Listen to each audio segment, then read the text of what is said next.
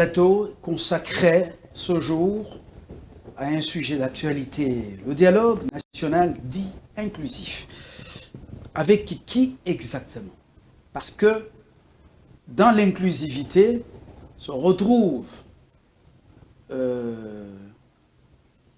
comme on dit, des poissons, des crabes, même aussi des condamnés à mort et qu'on sort de leur nombre l'ancien président, on l'appelle Joseph Kabila. Nanga Corneille, ancien président de la Commission nationale indépendante. Aujourd'hui, il est le coordonnateur de AFC M23. Il y a beaucoup qui les ont rejoints dans l'est du pays, aux côtés de l'armée rwandaise, pour tuer leurs frères. Je n'emprunte pas des figures de style. Ce sont des choses que tout le monde a condamnées, ces crimes. Nous avons en face de nous Adel Ilunga Bissonsa Ilumbala.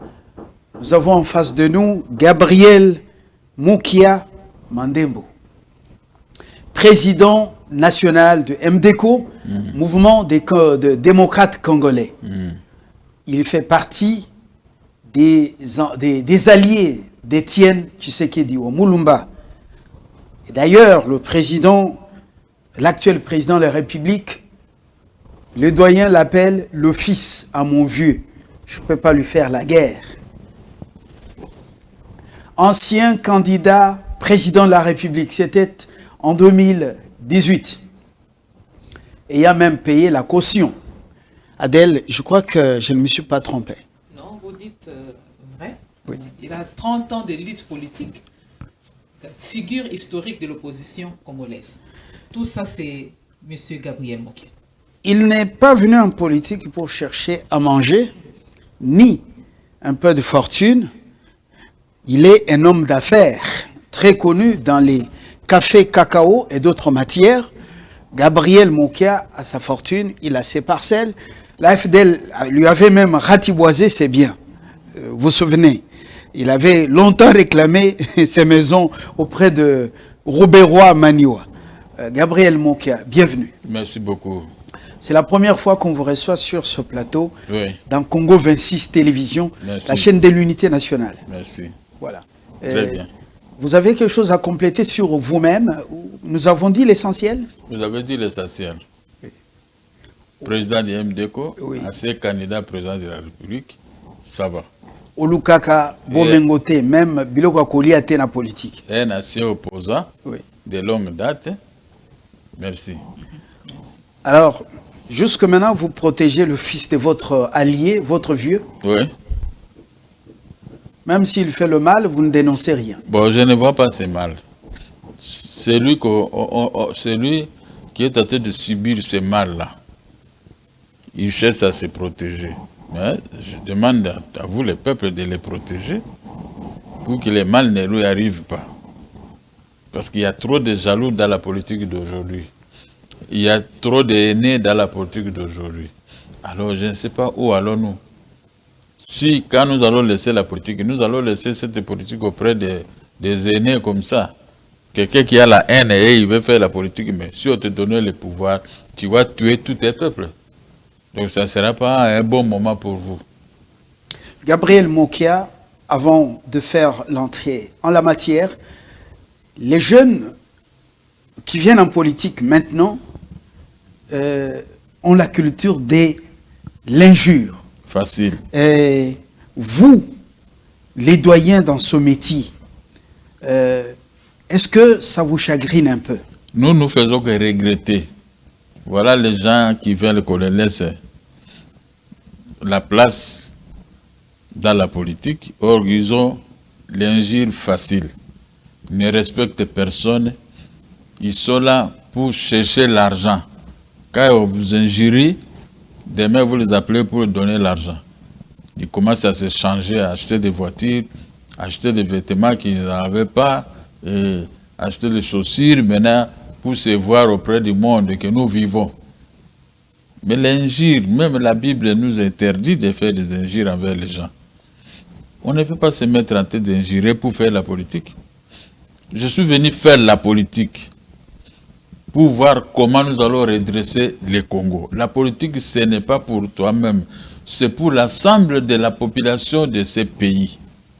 Il faut faire du bien, construire des routes, construire des maisons, donner de l'eau et de l'électricité à la population. Là, on va vous applaudir, même si vous n'êtes pas là. Le jour que vous allez mourir, tout le monde commencera à se souvenir de toi. Ah, un tel nous a donné de l'eau, un tel nous a donné ceci, des routes. Voilà, c'est ça le but de faire la politique. Pas seulement que je vienne insulter quelqu'un pour gagner quoi quand je l'insulte. Dieu nous a créés tous de la même façon. Il n'y a pas un plus beau, des beaux plus que les autres. Chacun a ses défauts. Parce que Dieu qui nous a créés, il nous a créé beau, il nous a créé un peu beau, il nous a créé un peu vilain, il nous a créé... Mais nous tous, nous avons qu'un seul cœur. Le jour de notre mort, nous serions jugés auprès de Dieu, pas avec quelqu'un qui était beau, votre peine ceci, quelqu'un qui était vilain, votre peine. Non, il va voir ce que tu faisais sur terre. Voilà ma petite contribution. Voilà, Adèle, avant de vous laisser poser des questions sur justement ces sujets d'actualité. S'il vous plaît, M. Fabien, Oui. je sais pas, je voulais compléter, je ne sais pas par rapport à la préoccupation, avant d'entrer dans les vifs de notre sujet. Oui. Vous soutenez les chefs de l'État actuels. C'est pas parce que M. Gabriel Moki a été rétabli dans ce droit, parce que l'autre fois on sait que vous étiez victimisé, Moki a lésé, ainsi de suite. C'est pas par intérêt, parce qu'on vous a rétabli dans vos droits que vous apportez votre soutien au chef de l'État actuel. Que personne était trop... Je ne me suis pas encore rétabli dans mes droits. Les maisons que j'avais achetées en 1996, ces maisons ont été arrachées par un ministre de la Justice et de la Rébellion de Laurent Désiré Kabila. Et ça a pris notre dimension. C'est comme si ce n'était pas mes maisons. Il y a des gens qui crient « Oh, c'est ma maison. Moi qui n'a pas d'argent pour acheter de telles maisons. » Mais moi, j'avais acheté ces maisons auprès du tribunal de grande instance. Et j'ai toujours dit, allez au tribunal de grande instance, demandez si moi qui n'avais pas acheté de maisons ici. Alors, maintenant, puisqu'on était à la Cour de cassation, vous venez acheter ces maisons pour commencer à s'en prévaloir. C'est ma maison, c'est votre maison comment? Et à la Cour de cassation, j'ai gagné. Mais alors, les gens ne veulent pas comprendre. Même les gens qui connaissent bien le droit, ils s'embrouillent dans ces dossiers, ils ne comprennent pas. La différence qui est entre une maison achetée à la vente publique par ordonnance et une maison achetée par voie d'un jugement des tribunaux de grande instance. Voilà la différence. Vous ne pouvez pas, avec un jugement, arracher une maison achetée par voie d'ordonnance. L'ordonnance prime sur ces jugements. Les juges d'aujourd'hui et les magistrats d'aujourd'hui, ils oublient la logique. Mais nous avons la logique depuis la Deuxième République. Donc, quand on explique, c'est comme si je suis en train de leur donner cours. Il y en a qui comprennent et il y a les autres qui ne comprennent pas devant l'argent. Quand quelqu'un veut l'argent dans la vie, il ne peut pas rendre une bonne justice. Sa justice, c'est l'argent. Vous donnez l'argent, il vous donne raison. Ce n'est pas du tout normal. Vous avez étudié à l'université pour devenir un juriste. Mais vous êtes juriste. Faites l'application des juristes. Ne faites pas l'application des gens de la rue. Quand la justice a déjà rendu un arrêt, la façon pour combattre cet arrêt, c'est auprès des juges supérieurs. Si vous allez auprès des juges supérieurs, vous donnez raison, ça, c'est vous pouvez faire des réclamations pour récupérer. Mais si les juges supérieurs vous ont débouté, est-ce que vous êtes propriétaire de cette histoire? C'est ça qui se passe dans mon dossier, madame. Donc, j'ai gagné, même à la Cour de cassation. Nous tous, nous craignons la Cour de cassation. Mais les décisions de la Cour de cassation sont passées à l'oubliette. On dirait que les gens, de nouveaux venus, ils sont venus pour s'accaparer de mes biens et font sortir des histoires de sottises pour embrouiller les gens. Mais je crois que ce soit la première ministre, que ce soit le président de la République ou le premier président de la cour des conseils supérieurs de la magistrature, ils savent qu'il y a la différence entre une maison achetée à la vente publique et une maison achetée au tribunal. Donc, si le président là, lui, il veut abandonner la justice aux mains des gens qui font de la délinquance dans la justice, ça ne sera pas une bonne chose. Voilà. Un regret total pour notre pays. Une régression de la justice dans notre pays. Formidable. On aborde le sujet, mais vous défendez un chef, et puis qu'il est en fonction, on vous a vu difficilement aux côtés de lui, ni en photo, ni en vidéo, ni échanger avec lui. Qu'est-ce qui se passe? Vous vous retrouvez, il vous reçoit loin des caméras, des appareils photographiques. Qu'est-ce qui se passe avec le fils du Sphinx? Il m'a reçu plus de 2 fois. Je suis dans mon bureau, il m'appelle Yagabi, c'est comme ça que lui m'appelle. Yagabi Yakanan. Je vais au Mongalema, vers Jante, et on se retrouve au parc. Lui et nous venons de l'opposition. Ce n'est pas un homme ramassé au hasard, c'était un vieux opposant. On a lutté contre des gouvernements qui se sont succédés ici, depuis Mobutu d'ailleurs. On a lutté ensemble. Nous sommes venus maintenant, pendant cette époque de l'autre président, son prédécesseur, on a présenté nos candidatures auprès de la population et la population l'a choisi. Et comme nous étions dans une même maison de l'opposition, on ne pouvait pas les combattre. Il faut toujours être avec lui, soutenir nos idéaux, ce qu'on disait à l'opposition et tout ce qu'on faisait. On l'appuie. Là où il a les défauts, d'une manière discrète, on lui dit, mais ça, ce n'est pas bien, il faut essayer de rectifier les tirs. C'est comme ça que vous nous voyez. Mais les gens des troubadours qui viennent auprès de lui pour lui raconter du n'importe quoi, où les choses ne marchent pas.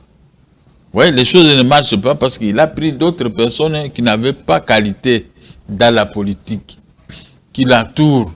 Mais ces gens-là ont des défauts impossibles. Alors, nous connaissons Félix Tshisekedi, mais nous ne pouvons pas le combattre quand il a pris telle décision d'être avec un XY. On n'entre pas dans sa vie. Il est le commandant suprême. Quand il nomme quelqu'un, même s'il ne brille pas, s'il écoute, parce que nous sommes avec lui les hommes de la télévision depuis la Deuxième République. S'il ne veut pas écouter, ben, quand je vais parler avec vous les journalistes, lui il va écouter et il va réfléchir 1000 fois. Très bien. Il faut qu'il change. Moïse Katumbi, Joseph Kabila, Rouberoy, Maniwa, Nyarugabo, Moïse, Nanga et sa bande sont-ils concernés par cette inclusivité? Nous parlons du dialogue. Autrement, si les hommes des dieux insistent pour que ceux que je viens de citer soient autour de la table, comment le président du MDECO et vos partenaires, comment allez-vous réagir? Bon, pour moi, je vais suivre la parole du président de la République. Il avait rejeté ceux qui ont pris les armes, qui ont tué les Congolais. Ils ont du sang des Congolais dans leurs mains. Ça, c'est la parole du chef de l'État. Mais en ce qui concerne les dialogues, il a dit, dans ces dialogues, il va organiser qu'avec les gens qui n'ont pas le sang des Congolais dans leurs mains. Nous serons là avec lui dans ces dialogues. On ne m'a pas dit, j'étais là quand il avait pris le micro, pendant notre deuxième congrès de l'Union sacrée, quand il parlait, on l'écoutait. Alors, pour les autres, j'avais quelques affinités avant avec les... qui ça? Moïse, un peu les blancs là, donc j'étais bien avec lui parce qu'un jour il m'a dit au téléphone que moi, Moïse, j'étais c'est l'ambassadeur de la France. Quand j'ai cité les noms, l'ambassadeur m'a dit ici au Congo, la seule personne qui est peu correcte et que vous pouvez traiter avec, c'est Gabriel Mokia. Et il m'a appelé, il m'a passé Moïse, on a parlé avec lui. Moïse Katumbi. On a parlé avec lui et comme il m'a vanté que l'ambassadeur lui a dit, et il a eu mon estime. Donc, pour les autres, on était avec eux dans l'opposition. On a lutté ensemble, on a couru ensemble. Mais ils se sont déroutés aujourd'hui à cause, parce qu'ils voient Félix, ils voulaient que Félix, ce qu'il leur donne, je ne sais pas quoi. Ils sont en train de le combattre par haine. Ce n'est pas par l'opposition, mais par haine. La haine n'arrange rien sur cette terre des hommes. Alors, pour eux, je n'entre pas dans ce qu'ils font. Mais pour les hommes de Dieu, là où il y a des troubles, les hommes de Dieu peuvent venir pour mettre de l'ordre. Voilà comment moi je les qualifie. Parce que moi-même, je suis des catholiques, des chrétiens des catholiques. Donc, je ne peux pas brûler ma maison où je dors, où je reste. Mais, il faut qu'il y ait la droiture. Ce qu'on nous enseigne, les enseignants dans nos églises doivent se comporter dignement devant la population. Et comme ils sont là, moi je sais que les choses peuvent marcher. Mais si ça ne marche pas, je vais beaucoup regretter pour leurs enseignements. Voilà comment nous sommes séparés ici. Voilà, Monsieur Gabriel Mokia, vous rejetez catégoriquement l'inclusion de rebelles au pourparler. Et vous avez rappelé, je vous ai suivi, vous avez rappelé l'exemple de Tien Tshisekedi Mulumba qui a lutté sans utiliser la violence. Ouais. Mais on parle aujourd'hui de la repentance. Vous êtes un fervent catholique. Si ces rebelles, les dialogues, ça ne sera pas une opportunité, une occasion pour ces rebelles de pouvoir se repentir, sachant que au sein même de ces gouvernements, le gouvernement qui est mis en place, il y a ces anciens rebelles repentis. Pourquoi pas donner la chance cette fois-ci à Nanga, par exemple, à Joseph Kabila et les autres de se repentir moyennant les dialogues inclusifs nationaux? Repentance, si je sais que madame, elle est allée dans la rébellion de son propre gré. Donc, tu es parti faire la rébellion toi-même. Mais je vois que madame est dans la rébellion parce qu'il est soutenu par un ennemi mortel du peuple congolais qui est Kagame. Vous croyez que moi je peux vous prendre la confiance? Parce que même si nous sommes avec toi dans le dialogue, avant de parler avec nous, il faut entendre les instructions du monde extérieur. On vous dit, tu vas dire comme ça, tu vas dire comme ça. Alors, comment moi je peux discuter avec vous? Parce que d'abord, vous êtes un Congolais de double nationalité à ce moment-là. Vous écoutez plus là où tu reçois l'argent. Et là, ils viennent pour, à la fin du compte, si vous gagnez votre guerre, eux, ils vont vous éliminer tous.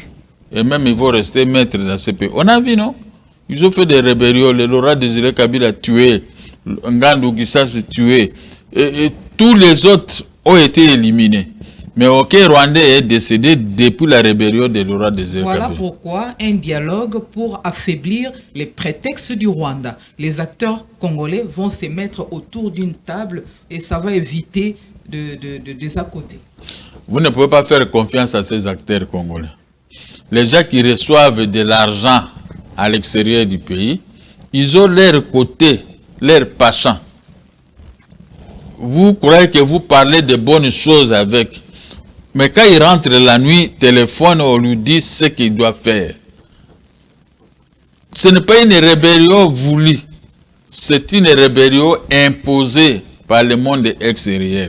C'est à partir de ça, le chef de l'État dit, ceux qui ont versé le sang, ils n'ont pas droit d'être dans le dialogue. Et nous sommes là. Moi, je ne parle pas que je dis ceci, mais je sais que je répète ce que le chef de l'État avait dit dans sa bouche. Ceux qui ont versé le sang des Congolais, ils ne seront pas là. Alors, comme ils ne seront pas là, si c'est entre nous, oui, le dialogue va se passer. Maintenant, les problèmes plutôt qu'on se pose, les grands problèmes, à la fin de ces dialogues, ça c'est ma question que je garde le jour du dialogue. Est-ce que le Rwanda va quitter le Congo? Goma sera libéré au profit de la RDC, Bukavu sera libéré et Bunagana sera libéré, et on doit cesser de tuer les Congolais après le dialogue. C'est là où c'est les pièges que le peuple congolais a entendus contre ceux-là qui se disent ils veulent que Félix Tshisekedi organise les dialogues. Mais il y a un grand piège. Est-ce que ces gens-là vont quitter? Parce que s'ils ne quittent pas, moi je suis là dans ces dialogues, je vais kérorer. Et je vais poser des questions, ils vont avoir honte. Donc, si je vous comprends bien, les acteurs politiques et sociaux doivent prendre en compte la souffrance particulièrement de la population de l'Est de la RDC. Oui, mais parce que c'est notre pays. Et quelqu'un est venu envahir ces pays. Maintenant, vous faites des bruits que nous avons le secret des dialogues, le secret de cette guerre. Nous vous donnons l'occasion. Puisque vous avez beaucoup parlé, le chef de l'État a ouvert sur ce cœur et il a laissé, et il a organisé ce que vous demandez. Est-ce que c'est des cœurs sincères qu'il ait pu accepter que la démarche des religieux, catholiques et protestants, puisse déboucher par l'organisation d'un dialogue? Est-ce que ce n'est pas une patate chaude qu'il a jetée entre les mains des religieux? Je ne crois pas. Lui-même, il est chrétien. Vous savez, dans les églises, les chefs de l'État, ils dansent comme tout le monde, comme nous tous. Hein? Quand les chefs de l'État entrent dans les églises, tu vois, à chaque chanson, il se met debout, il danse. C'est-à-dire qu'il ouvre son cœur envers Dieu. Donc, quand quelqu'un fait comme ça, c'est qu'il est sincère dans ce qu'il vous dit. Moi, j'ai pris Dieu. Comment je sais que ça c'est mauvais, je peux vous tromper? Je peux vous tendre un piège. Non, je crois en ça. Quand quelqu'un dit qu'on va organiser les dialogues, l'organisation des dialogues a été faite pendant la rébellion de Laurent Désiré Kabila en Afrique du Sud. Les rebelles étaient là, se sont rencontrés avec les Congolais, autres et tout ça. Nous vivons les effets de cette organisation en Afrique du Sud.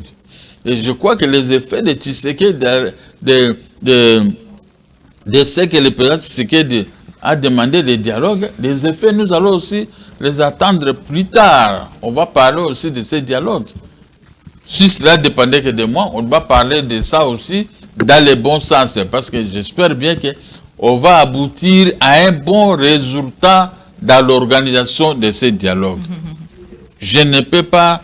je donne les vraies précisions parce que c'est ça qui a été voulu par tout le monde. Maintenant, la question est de savoir, le chef de l'État a déjà dit, c'est déjà prononcé que ceux qui ont versé le sang ne seront pas là. Mais est-ce que, s'ils ne seront pas là, est-ce qu'ils vont libérer les territoires qu'ils occupent? C'est ça aussi ma question. C'est une grande question pour moi. Le pays est en train de niveler vers les bas et le gouvernement est en train de chercher un issue. Mais vous trouvez que les confessions, au sein déjà des confessions religieuses, nous sentons qu'il y a des failles, il y a des couacs. Pourquoi des structures de confessions religieuses ne parlent pas le même langage quant à ce qui concerne la tenue du dialogue inclusif? Ça va évoluer sans embâche ou bien ces couacs vont constituer des freinages, de freins? Mais vous savez, les confessions religieuses et la société civile. Dans les confessions religieuses, ils ont dans leur tête ce qu'avait dit Jésus-Christ. Nul ne peut passer par mon Père sans passer par moi. Vous savez? Vous êtes un bon lecteur de la Bible. Hein? Mais oui. Bon, comme il a dit ça, Jésus dit que pour aller voir Dieu le Tout-Puissant, il faut d'abord demander la permission auprès de Jésus-Christ. Donc, quand on organise les dialogues, vous êtes là, il y a un désordre. Vous êtes venus, les gens, les religieux, vous êtes venus dans ce désordre, pas pour vos intérêts personnels. C'est pour l'intérêt général et mettre de l'eau dans les feux qui brûlent. Parce que pour le moment, c'est les feux qui brûlent comme en France et en Espagne. Si quelqu'un apportait du feu à terre d'éteindre les feux, nous allons le retrouver comme un génie. Alors, ces confessions, ils ont l'obligation de sauver le peuple. Parce que chaque dimanche, venez auprès de Dieu. Nous tous, nous courons. Personne ici n'aime arriver en retard à l'église. Il faut arriver à temps. Pourquoi nous courons pour aller là-bas? Parce qu'on sait que celui-là qui nous appelle, il nous appelle pour parler avec le grand des grands qui est Dieu. Alors, si eux maintenant ils nous appellent, venez, il y a la guerre dans notre pays, nous avons la clé pour qu'on puisse ouvrir les cœurs de tout le monde, et des rebelles et de ceci. Mais qui va refuser? Et qui va douter? Moi, je ne peux pas douter. Je dis, comme ils appellent, c'est-à-dire qu'il y a une vérité quelque part. Donc, je crois que mon peuple sera à paix. Nous faisons l'émission ici. Mais nos frères qui sont à l'Est, ils sont là en train de courir au moment où je parle. Ils sont en train de courir, chercher où dormir, où trouver un abri.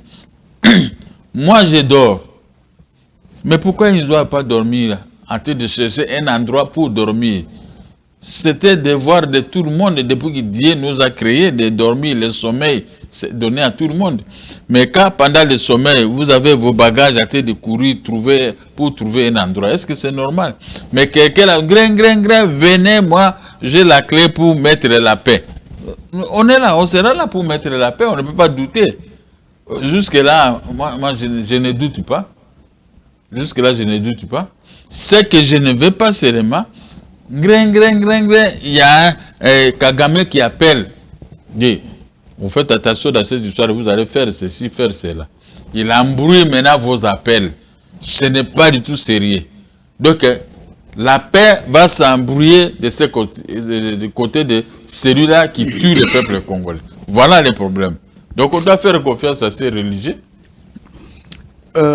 Gabriel Mokéa, les hommes de Dieu, protestants, catholiques, musulmans, et ceux de réveil, savent que le maître de cette guerre, qui a fait plus de 30 ans, c'est Kagame. Ouais.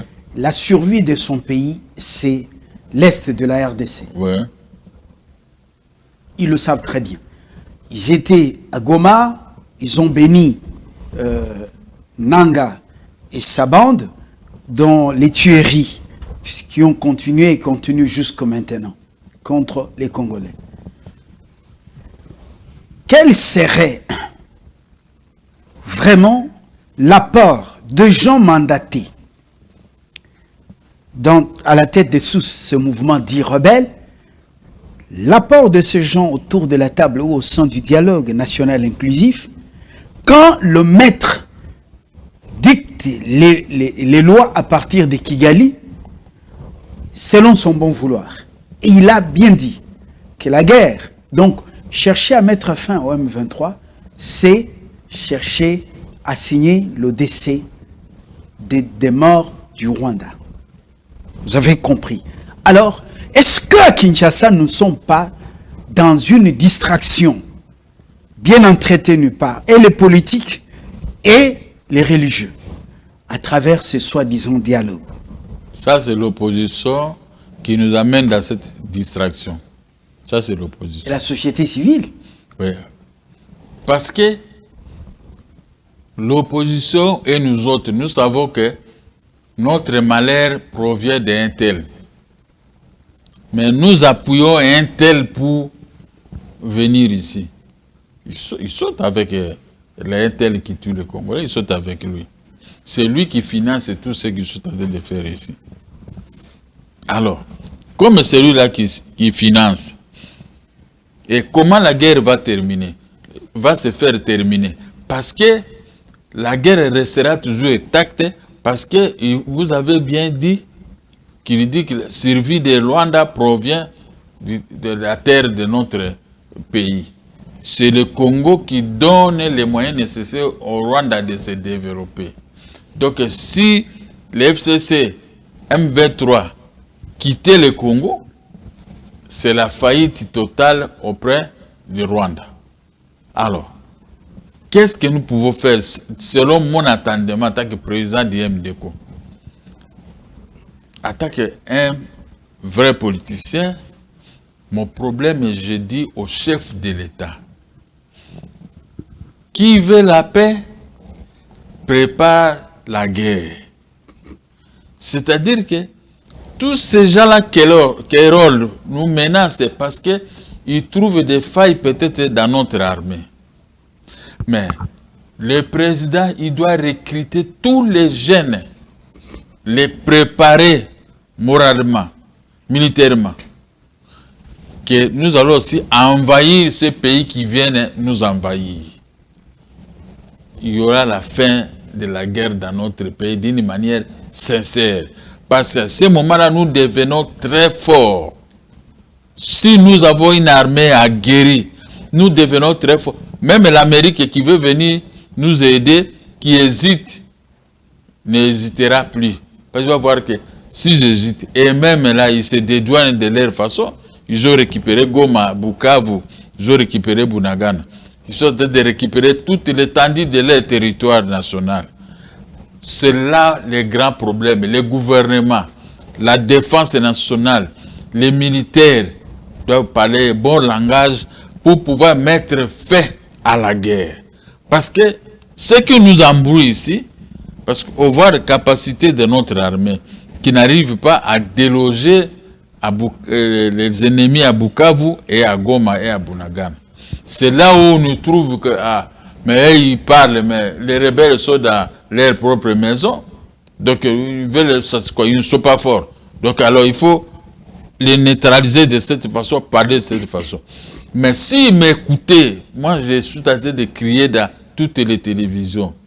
Préparons l'armée. Armons-nous. Donnez la force à nos militaires. Recruter des nouveaux qui doivent venir avec force. Un pays comme le Rwanda, nous pouvons l'envahir. Nous pouvons détruire tout ce qu'ils sont en train de faire dans notre pays.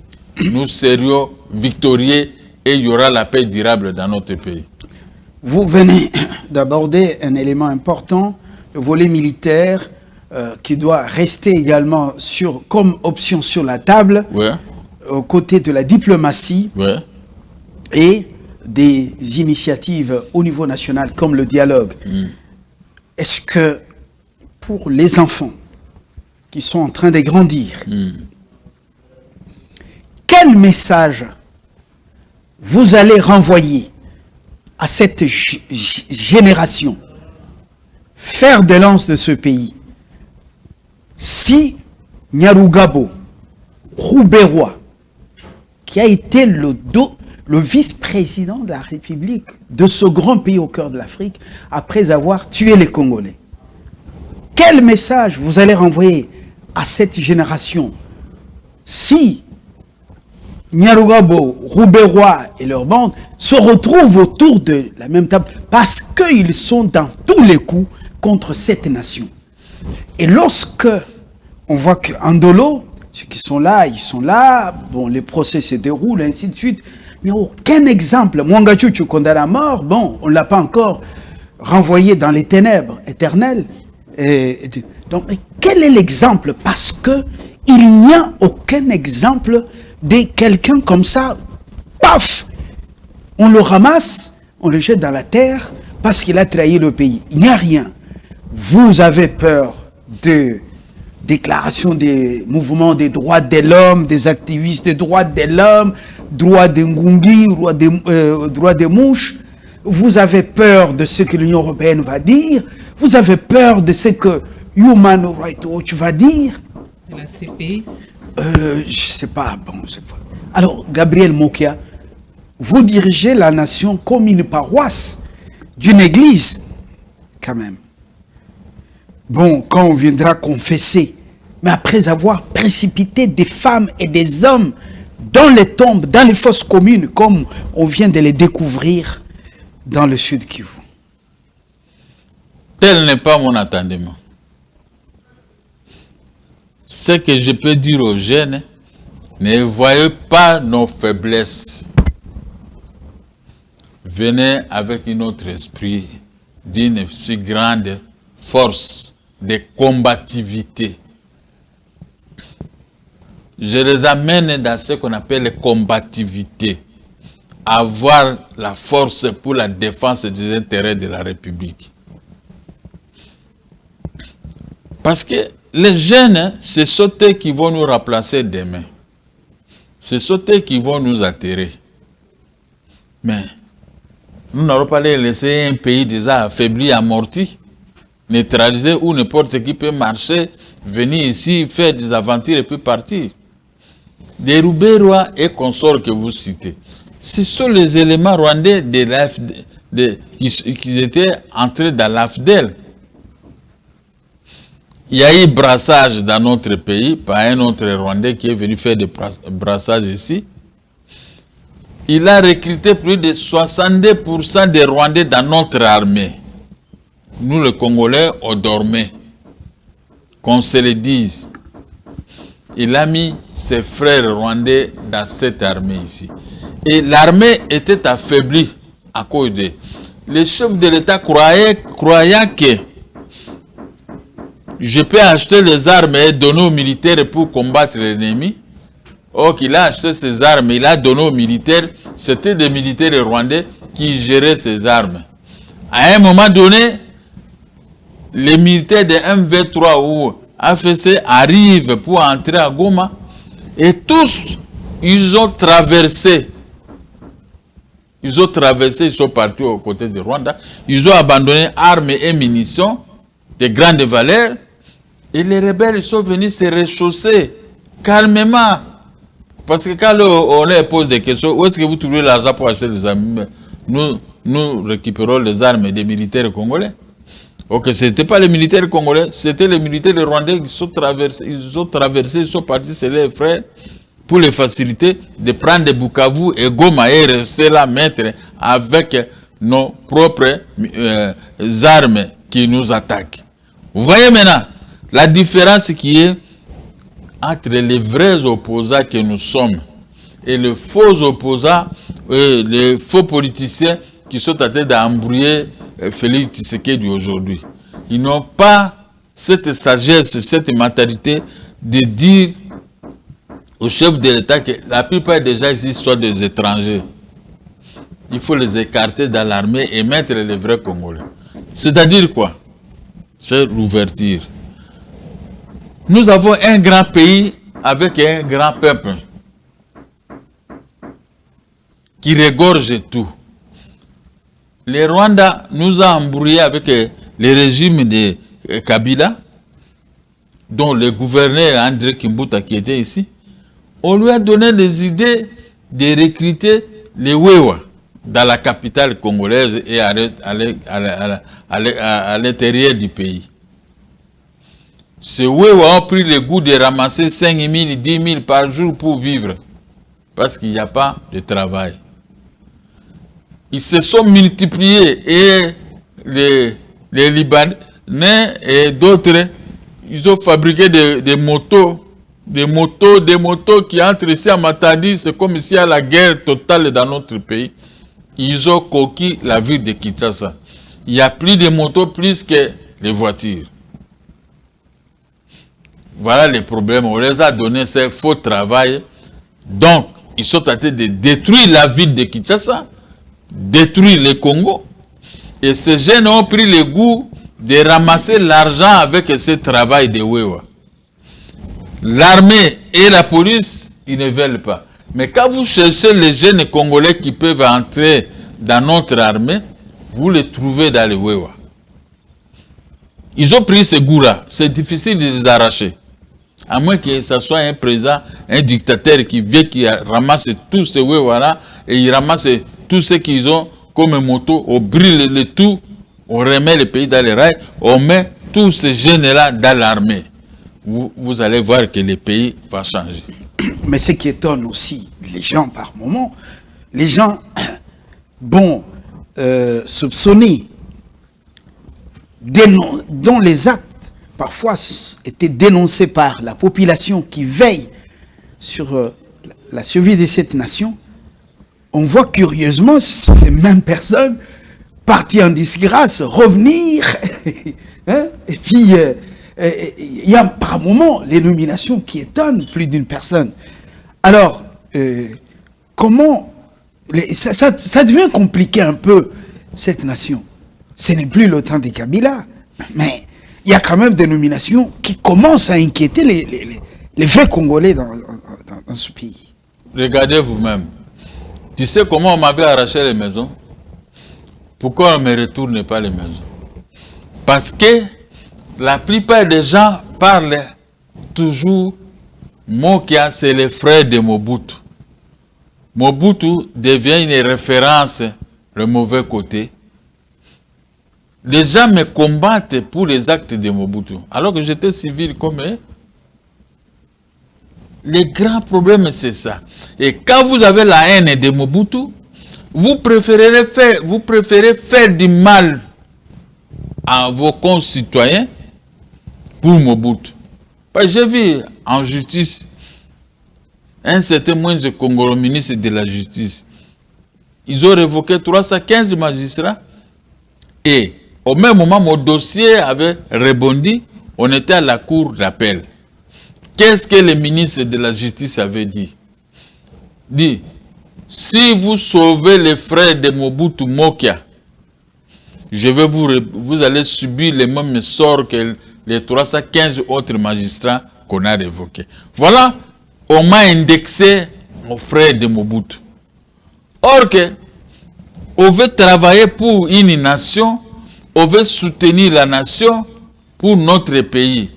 Mais si vous commencez maintenant un distinguo qui n'a pas de sens, celui-là c'est le frère de Mobutu, c'est par là que les choses ne marchent pas.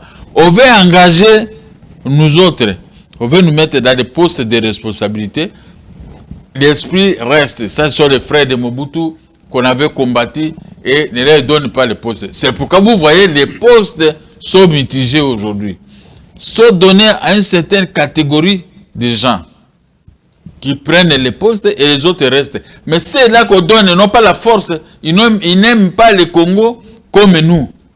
Parce que les Bangala aimaient le Congo entrer jusqu'au Rwanda là-bas, à Gisenyi et autres, pour mettre des désordres. Mais on est tenté de les embrouiller avec ces noms. Oh, ça, ils sont les frères de Mobutu. Les frères de Mobutu se sont retirés, ils sont maintenant là, calmes, ils ne dérangent personne. Voilà là où se trouve maintenant les pays. L'erreur des chefs de l'État, c'est de ne pas de suivre les gens là qui racontent, ce sont les frères de Mobutu.